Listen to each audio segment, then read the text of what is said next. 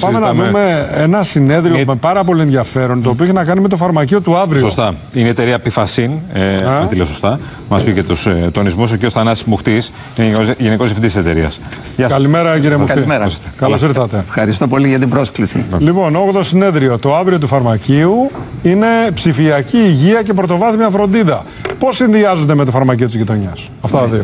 Καταρχήν, να κάνω μια διευκρίνηση. Δεν είναι επιχείρηση ο Πιφασίν, είναι συνεταιρισμός.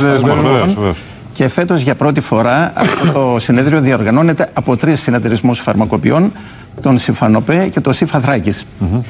Είναι το 8ο συνέδριο. Λοιπόν, στο θέμα αυτό το οποίο ρωτήσατε, να ξεκινήσω πρώτα με την πρωτοβάθμια φροντίδα υγείας.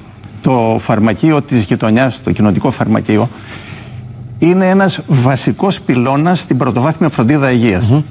Τα τελευταία χρόνια έχει αλλάξει το μοντέλο λειτουργίας του φαρμακείου και από χώρος όπως ήταν τις προηγούμενες δεκαετίες, όπου ήταν χώρος διανομής φαρμάκων και εκτέλεσης συνταγών, έχει μπει στη διαδικασία παροχής υπηρεσιών.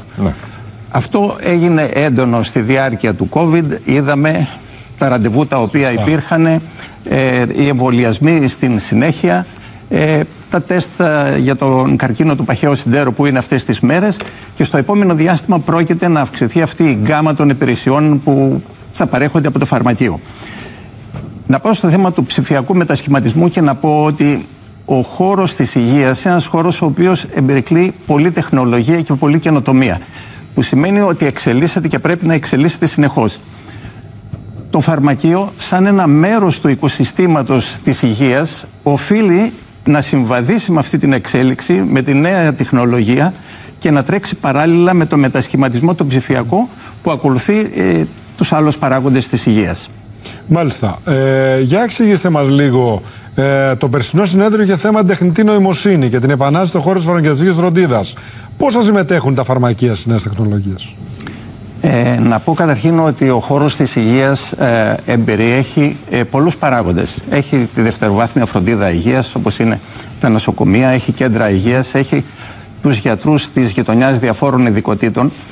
Όλοι αυτοί οι παράγοντες της υγείας δεν είναι διασυνδεδεμένοι αυτή τη στιγμή. Συμβαίνει κάτι σε κάποιον, κάνει μια εξέταση και μετά από ένα μήνα μπορεί να πάει κάπου αλλού και να του ξανακάνουν πάλι την ίδια εξέταση. Δεν υπάρχει λοιπόν, δεν υπήρχε μέχρι τώρα κάποια πλατφόρμα η οποία να διασυνδέει όλους αυτούς τους παράγοντες της υγείας. Αυτός είναι ο ηλεκτρονικός φάκελος υγείας? Ο ηλεκτρονικός φάκελος υγείας, ο οποίος αυτή τη στιγμή ετοιμάζεται από το Υπουργείο Ψηφιακής Διακυβέρνησης σε συνεργασία με το Υπουργείο Υγείας.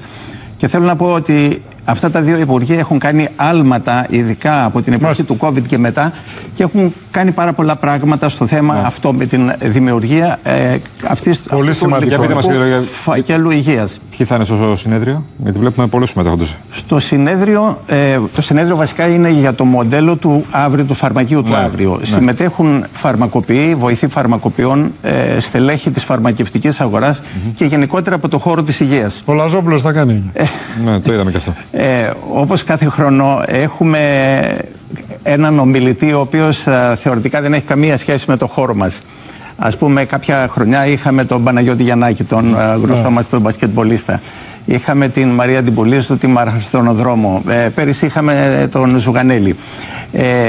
Δεν έχουν σχέση με το χώρο, αλλά ο κ. Λαζόπουλος θα κάνει μια αναφορά σε όλα αυτά τα οποία θα συζητηθούν στο συνέδριο για την ψηφιακή τεχνολογία, για την τεχνητή νοημοσύνη, αλλά μέσα από τη δική του ανατρεπτική ματιά και με το χιούμορ του Λάκη Λαζόπουλου. Σας ευχαριστούμε πάρα πολύ. Καλή επιτυχία στο συνέδριο. Καλή επιτυχία στο 8ο συνέδριο. Πολύ και εγώ. Να είστε καλά, κύριε Μουχτή. Διάλειμμα και επιστρέφουμε.